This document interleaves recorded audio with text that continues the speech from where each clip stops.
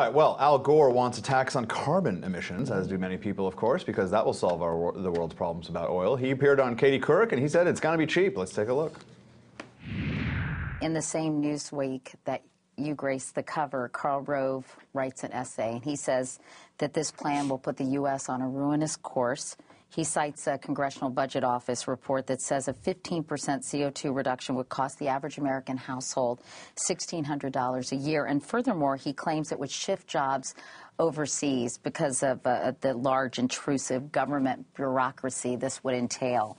Thoughts? Well, that's the reflexive, automatic response that has always been offered whenever we Americans have decided to stop dumping pollution into the water and the air and on the ground.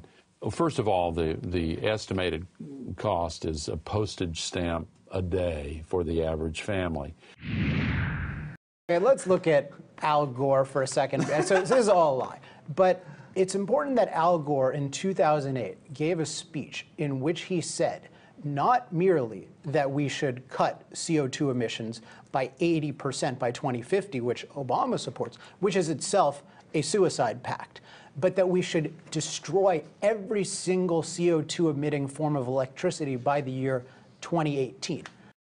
To talk glibly about, yeah, we can replace all the coal plants, all the natural gas plants with, green, quote unquote, green energy, which is for many reasons extremely inefficient and expensive and has never been scaled across a whole electric network. To say that we should get 100% of our electricity from proven failures that have failed not for 10 years, not for 20, not for 30, but at least 40 years is literally a suicide pact. So to listen to anything this guy has to say about energy is a joke, and then to say that, oh, if we cut 15%, it's going to be a postage stamp. I mean, where did this calculation, what napkin did this calculation come from?